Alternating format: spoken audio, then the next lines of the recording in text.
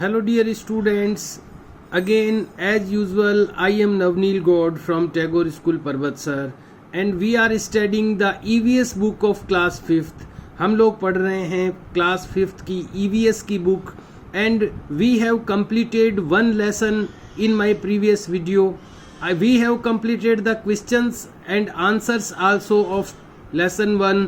हम लोग first lesson भी कंप्लीट कर चुके हैं स्टूडेंट्स और इसके क्वेश्चन आंसर भी कंप्लीट कर चुके हैं and we have studied in the previous video 1 paragraph and 3 questions also. पिछले वीडियो में हम लोग सेकंड लेसन का 1 पैराग्राफ और 3 क्वेश्चंस भी इसको कंप्लीट कर चुके हैं. Students, we have to study the next part of the lesson. आज हमें स्टूडेंट्स पढ़ना है दूसरा पार्ट इस लेसन का. But I want to mention you the name of the lesson. लेकिन मैं आपको बताना चाहूँगा इस लेसन का name. The name of the second lesson of EVS book is migration of families. We are talking about the migration of the family in this lesson. इस lesson में हम लोग फैमिलीज के माइग्रेशन के बारे में बात करेंगे. और जैसा कि मैंने पिछले वीडियो में बताया था, माइग्रेशन क्या होता है. माइग्रेशन मतलब एक स्थान से दूसरे स्थान पर किसी का चले जाना, अपना गांव छोड़कर शहर में चले जाना, या कई सारे जो बर्ड्स होते हैं, पक्षी भी होते हैं, वो भी माइग्रेशन करते हैं. वो भी एक स्थान छोड़ करके दूसरे स्थान पर जाते हैं. कई बार हम देखते होंगे बाहर के कुछ पक्षी अपने यहाँ पर आते हैं और कुछ समय रह करके वो चले जाते हैं, तो उनको माइग्रेटरी बर्ड्स कहा जाता है. और ये जो एक स्थान से दूसरे स्थान पर आने का जो कार्यक्रम है, ये जो इंसिडेंट है, ये घटनाक्रम जो है, जिसमें एक स्थान से दूसरे स्थान पर कोई भी व्यक्ति आता है कुछ दिनों के लिए, उसको माइग्रेशन कहते हैं. हिंदी में इसको विस्थापन कह सकते हैं. तो यहाँ इस लेसन में हम लोग बात करेंगे फैमिलीज के माइग्रेशन की. जब परिवार एक स्थान से दूसरे स्थान पर जाते हैं किसी आवश्यकता के कारण, कई लोग काम धंधे के लिए जाते हैं. इसमें हम पढ़ चुके हैं पिछले वीडियो में कि परिवार एक्चुअली माइग्रेशन क्यों करते हैं, लोग सिटीज में जाकर के क्यों सेटल हो जाते हैं. तो हमने पढ़ा है कि कुछ लोग ऑक्यूपेशन के लिए, ऑक्यूपेशन यानी काम धंधे के लिए माइग्रेट होते हैं, विस्थापित होते हैं. कुछ लोग हायर स्टडी के लिए यानी उच्च शिक्षा के लिए माइग्रेट होते हैं, यानी विस्थापित होते हैं ऊंची शिक्षा प्राप्त करने के लिए.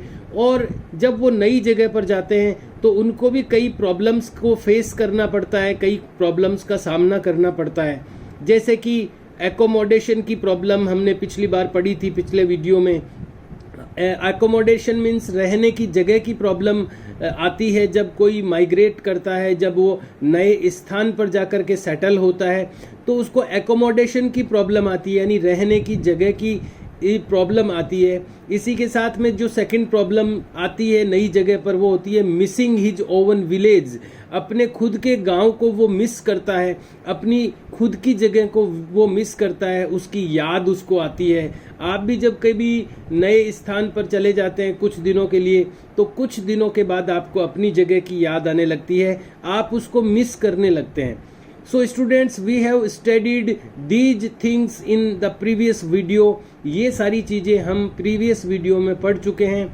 So students who did not watch the previous videos, जिन स्टूडेंट्स ने पहले के वीडियो नहीं देखे हैं जो मैंने क्लास 5th के पोस्ट किए हैं, उनको पहले प्रीवियस वीडियो देखने चाहिए ताकि उनको पहले का जो भी मटेरियल है, जो सिलेबस है, जो लेसन है, वो समझ में आ सके. आज हम पढ़ने जा रहे हैं पिछली बार जहाँ तक हमने पढ़ा था उससे आगे का पोर्शन इस लेसन का. We have completed these questions in previous video. और ये क्वेश्चन मैंने पिछले वीडियो में आप लोगों को बता दिए थे.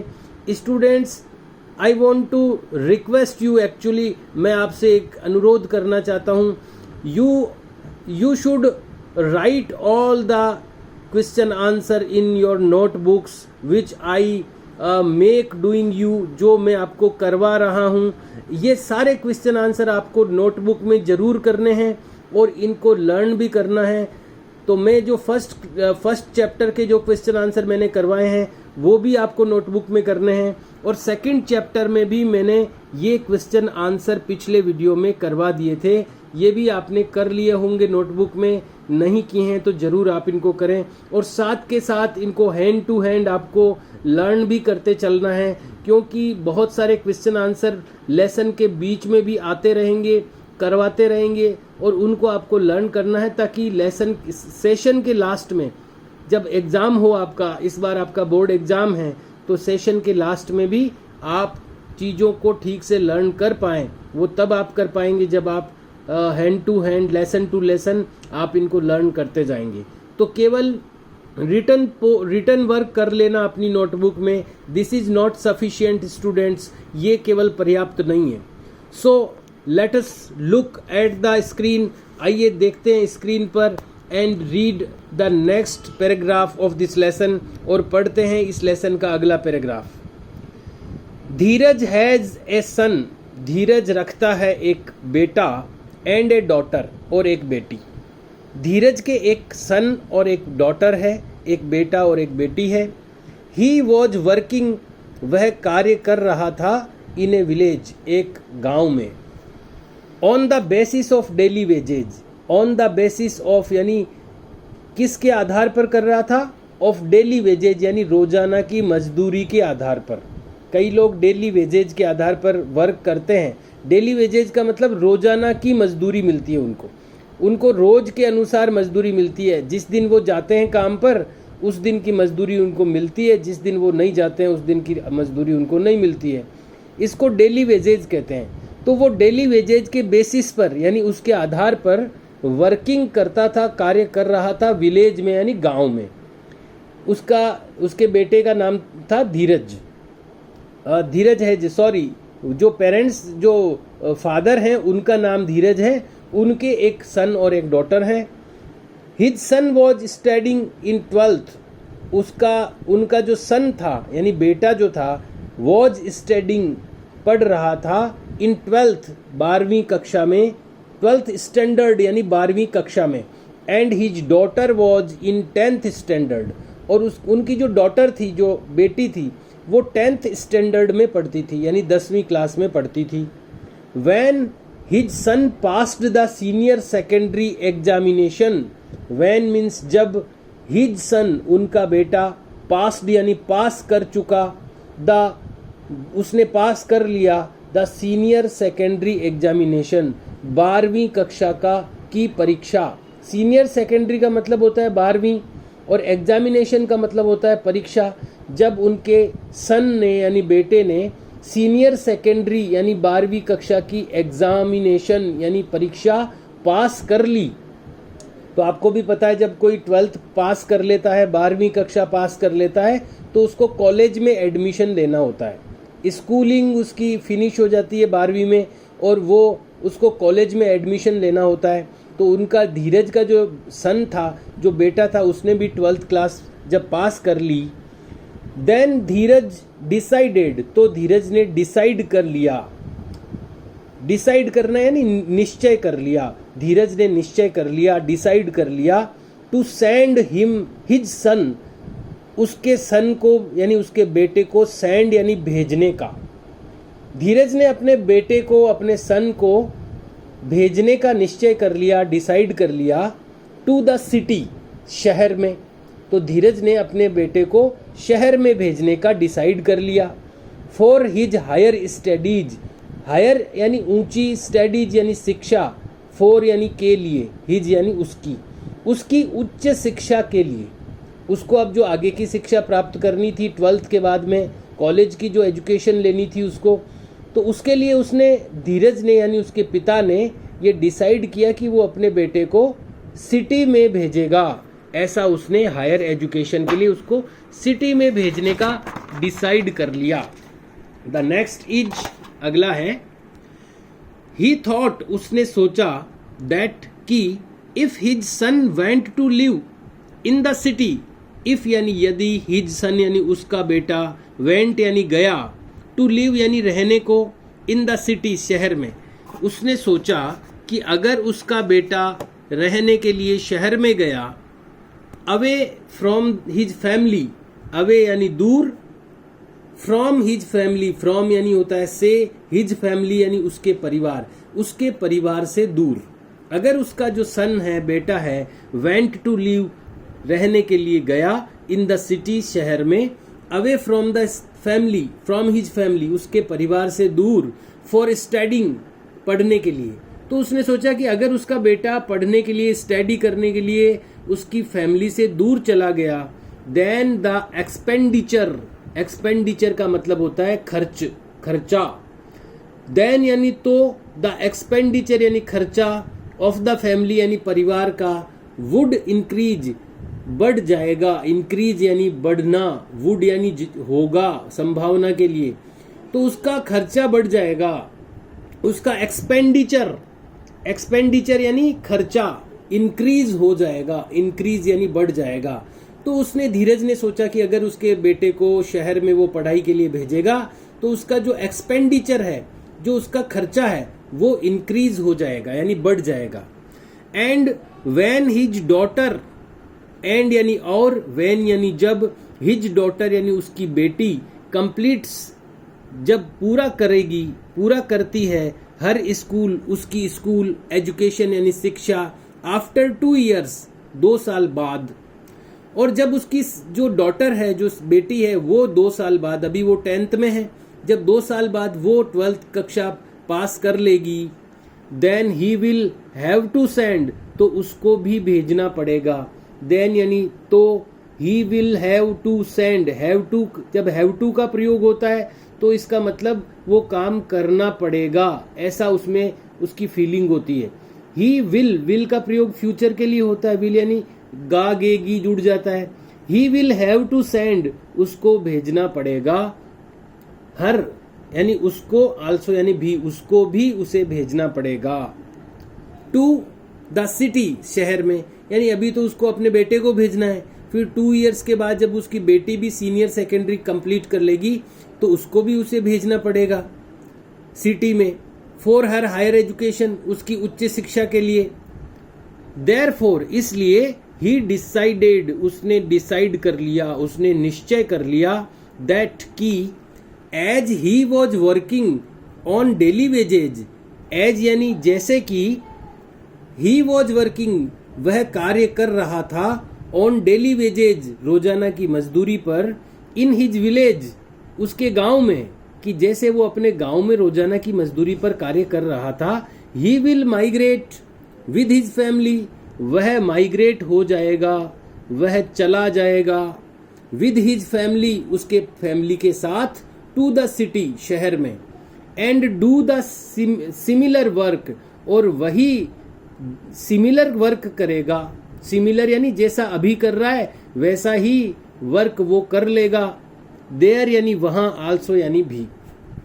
तो उसने सोचा कि देखो, बेटे और बेटी को जब शहर में भेजूंगा तो एक्सपेंडिचर यानी खर्चा इंक्रीज हो जाएगा, बढ़ जाएगा, तो क्यों नहीं मैं खुद फैमिली के साथ ही शहर में माइग्रेट कर जाऊं, वहां पर बस जाऊं जाकर के, और जो काम मैं अपने गांव में कर रहा हूं, विलेज में कर रहा हूं, डेली वेजेज वाला, वही मैं शहर में जाके कर लूंगा।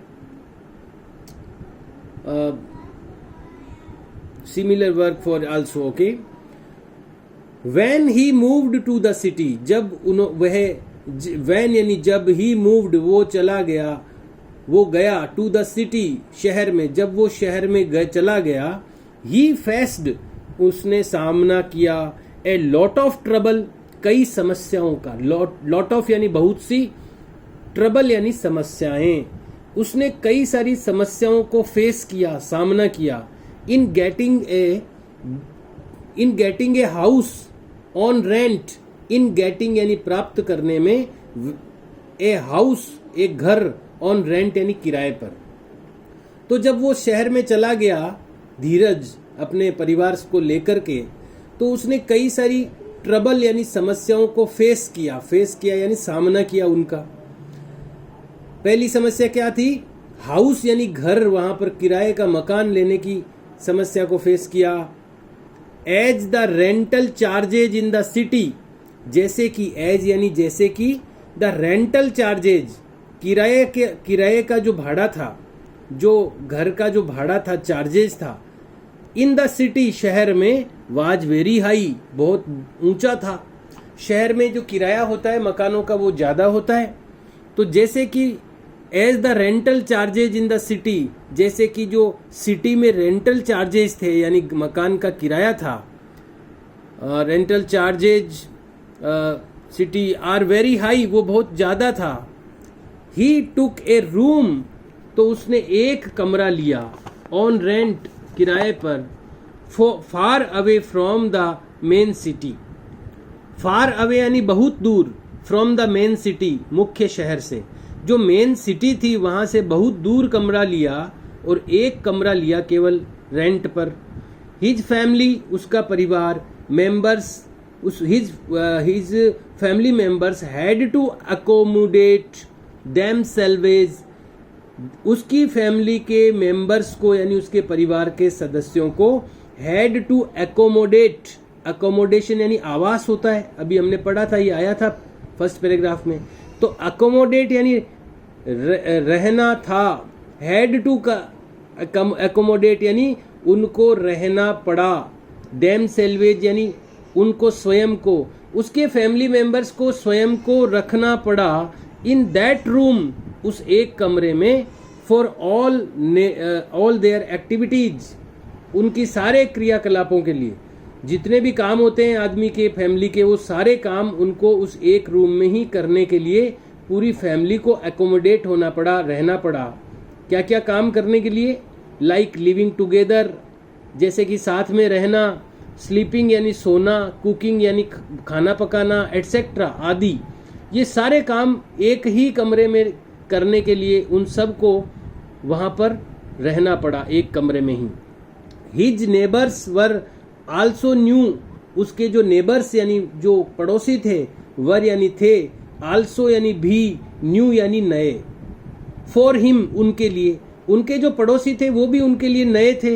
And he had to make, और उसको बनाना पड़ा, मोर एफर्ट्स, एफर्ट्स यानी होते हैं प्रयत्न, और उसको ज़्यादा प्रयत्न करने पड़े, फॉर डेली लेबर, रोजाना की मजदूरी के लिए। शहर में अब कहाँ मजदूरी मिलती है, दूर दूर मिलती है, तो उसको ज़्यादा एफर्ट्स करने पड़े, ज़्यादा प्रयत्न करने पड़े डेली लेबर के लिए, रोजाना की मजदूरी के लिए।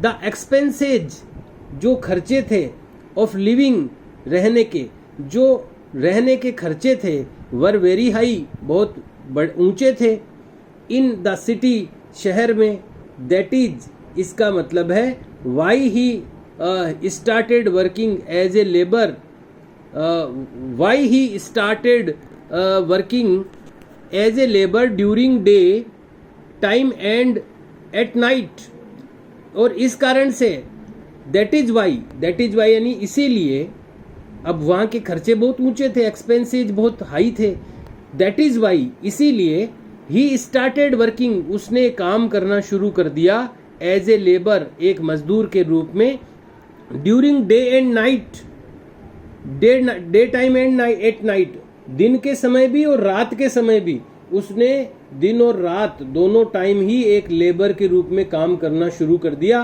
क्योंकि वहाँ के जो खर्चे थे वो बहुत हाई थे। ही यूज्ड टू वर्क, वह सामान्यतया काम करता था, एज ए गार्ड, एक गार्ड के रूप में, एक चौकीदार के रूप में, टू अर्न मोर, ज़्यादा कमाने के लिए। बट, लेकिन, he decided to go back, लेकिन उसने निश्चय कर लिया वापस जाने के लिए, टू हिज विलेज, उसके गांव में, after the completion of higher studies of his children, after completion यानी पूर्ण होने के बाद, ऑफ हायर स्टडीज, उच्च शिक्षा, ऑफ हिज चिल्ड्रन, उसके बच्चों की। तो वो इतना परेशान हो गया वहाँ पर, क्योंकि वहाँ पे रहने का खर्चा बहुत था, शहर में किराया ज़्यादा था और खर्चे ज़्यादा थे, इसलिए उसको ज़्यादा काम करना पड़ता था, डे एंड नाइट में भी उसको वर्क करना पड़ता था। तो ये इस कारण से उसने डिसाइड किया कि वो वापस रिटर्न अपने विलेज में चला जाएगा, वापस गांव में चला जाएगा, जब उसके लड़के यानी सन और डॉटर, बेटे और बेटे की जो स्टडी है, जो हायर स्टडी है, वो कंप्लीट होते ही वो अपने गांव चला जाएगा। यू मस्ट हैव नोटिस्ड, आपने इसको नोटिस किया होगा यानी ध्यान दिया होगा, इन योर सराउंडिंग्स, आपके सराउंडिंग में, सराउंडिंग यानी चारों ओर, आपने अपने सराउंडिंग में यानी अपने चारों ओर ये नोटिस किया होगा, ये ध्यान दिया होगा दैट कि देयर आर मैनी स्टूडेंट्स, कि बहुत सारे स्टूडेंट्स होते हैं, बहुत सारे छात्र होते हैं, हु हैव टू लीव, जिनको रहना होता है, देयर होम, उनके घर, for higher education, who have to leave, leave यानी यहाँ पर है छोड़ना, लिव LIVE लीव यानी होता है रहना, LEAVE लीव यानी छोड़ना। बहुत सारे ऐसे स्टूडेंट्स होते हैं हु हैव टू लीव, जिनको छोड़ना पड़ता है, देयर होम, उनका घर, फॉर हायर एजुकेशन, ऊंची शिक्षा के लिए, उच्च शिक्षा के लिए। दे लिव, वे रहते हैं, इन हॉस्टल्स, छात्रावासों में, हॉस्टल्स में, और अरेंज रूम्स, या व्यवस्था करते हैं रूम्स की, कमरों की, फॉर रेंट, किराए पर, फॉर देयर स्टडीज, उनके पढ़ाई के लिए। तो students, we have studied about the various problems of cities, the various problems of migration to the cities. हमने इस पैराग्राफ में पढ़ा कि जब माइग्रेशन होता है, जब व्यक्ति गांव से शहर में चला जाता है, माइग्रेट हो जाता है, तो उसको किस किस प्रॉब्लम का सामना करना पड़ता है, उसको क्या क्या प्रॉब्लम्स फेस करनी पड़ती है। उसको एकोमोडेशन की प्रॉब्लम आती है, सबसे ज़्यादा रहने की जगह की प्रॉब्लम आती है। उसको ज़्यादा हार्डवर्क करना पड़ता है, क्योंकि वहाँ के जो एक्सपेंसेज हैं, जो खर्चे हैं, वो बहुत हाई होते हैं शहर में, इसलिए उसको ज़्यादा कड़ी मेहनत करनी पड़ती है। लेकिन उसको मजबूरी में शहर में जाना पड़ता है हायर एजुकेशन के लिए, अपने बच्चों की हायर एजुकेशन यानी उच्च शिक्षा के लिए। और कई बार गांव में जब उसको उसका जो रोजगार है, उद्योग धंधा है, वो नहीं मिलता है, तो उसके लिए भी उसको ऑक्यूपेशन के लिए भी जाना पड़ता है। तो there are two main reason for migration students, दो बड़े रीजन है माइग्रेशन के। द फर्स्ट इज ऑक्यूपेशन, पहला ऑक्यूपेशन है यानी काम धंधा, उसकी तलाश में, इन सर्च ऑफ ऑक्यूपेशन। और दूसरी जो कारण है माइग्रेशन का, वो है हायर स्टडीज, उच्च शिक्षा के लिए। और लेकिन वहाँ जाने के बाद में भी बहुत सारी प्रॉब्लम्स आती है। क्या प्रॉब्लम्स आती है? एक तो एकोमोडेशन की प्रॉब्लम आती है, रहने की जगह की। फिर उसके बाद ऑक्यूपेशन की, सर्चिंग ऑफ ऑक्यूपेशन, उसकी काम धंधे की तलाश की प्रॉब्लम आती है। और वहाँ पर इसके साथ ही जो हायर एक्सपेंसेज हैं, वहाँ के खर्चे हैं, एक्सपेंडिचर्स हैं, वो बहुत हाई होते हैं, उनकी प्रॉब्लम आती है। So there are many problems also, and there are very the reasons also for migrating any family. किसी भी फैमिली के माइग्रेशन के लिए बहुत सारी प्रॉब्लम भी आती है, और ये बहुत सारे उसके रीजन्स भी होते हैं। Students, we have studied the reasons and the results of migration to the cities. Cities में जाने के जो रिजल्ट्स होते हैं, जो परिणाम होते हैं, और उसके जो रीजन्स होते हैं, कारण होते हैं, वो हमने अभी इस लेसन यहाँ पर इस पैराग्राफ में पढ़े हैं। वी विल डू, हम लोग करेंगे the question answers which are mentioned in this part of the lesson after this paragraph। इस पैराग्राफ के बाद में जो क्वेश्चन आंसर मेंशन किए गए हैं यहाँ पर आपको जो दिख रहे हैं वीडियो में, वो हम लोग सॉल्व करेंगे इन नेक्स्ट वीडियो, अगले वीडियो में। And I want to instruct you, again I want to inform you that you have to do the written work of the question answer and the things which I am giving you। जो भी मैं चीज़ें आपको बताता जा रहा हूँ, जो भी अब चीज़ें मैं देता जा रहा हूँ, वो रिटर्न वर्क भी आप ज़रूर करते रहें। And students, let us, I think I should give you 2 questions for today। आज के लिए 2 क्वेश्चन मैं आपको दे देता हूँ, ताकि आपको कुछ रिटर्न वर्क मिल जाए। पॉइंट्स फॉर डिस्कशन के लिए पॉइंट है, actually these are the questions, ये क्वेश्चंस है एक्चुअल में।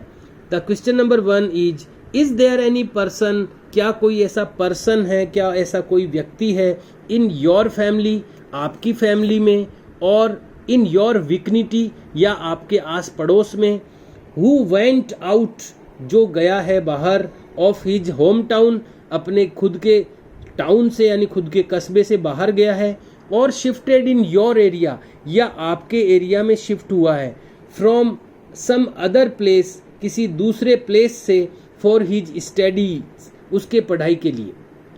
यानी यहाँ पर इस लेसन में, इस क्वेश्चन में पूछा गया है कि पढ़ाई के लिए ऐसा कोई स्टूडेंट है क्या आपकी नज़र में जो आपके एरिया में आकर के रह रहा है, या वो आपके एरिया से कहीं और शिफ्ट हुआ है? ऐसा कोई स्टूडेंट है क्या जो पढ़ाई के लिए ऐसा कर रहा है?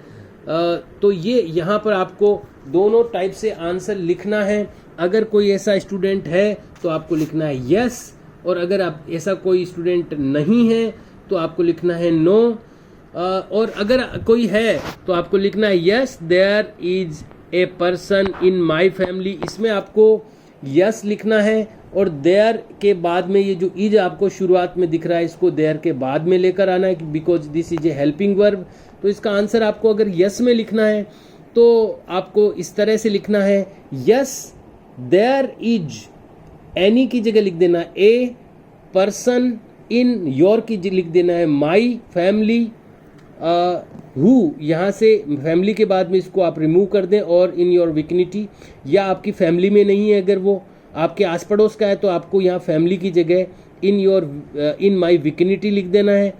Who went out of his home town और होम टाउन, यहाँ पर आपको इसको कंप्लीट कर देना है। स्टूडेंट्स, ये इसमें कई सारे आंसर्स हो सकते हैं, इसमें कई सारे ऑप्शंस हैं जो कि आप लिख सकते हैं। एक प्रिंटेड ऑप्शन मैं आपको बताना चाहता हूं जो कि आप लिख सकते हैं इसके आंसर में, और वो मैं आपको बताना चाह रहा हूं। You can write this question, this answer also. ये एक आंसर भी हो सकता है इसका। You can write this answer also. My elder brother, मेरा बड़ा भाई अरुण, हैज गोन, जा चुका है, टू कोटा, कोटा जा चुका है, फॉर हिज स्टडीज, उसकी स्टडी के लिए, एंड प्रिया दीदी, चंचल दीदी, एंड गणेश भैया, ये 3 लोगों के नाम हैं, फ्रॉम आवर विलेज, हमारे गांव से, हैज कम, आ चुके हैं, हियर यानी यहाँ, फॉर देयर स्टडीज, उनकी पढ़ाई के लिए। Students, you can write this answer also for this question. इस क्वेश्चन के लिए आप ये भी आंसर लिख सकते हैं।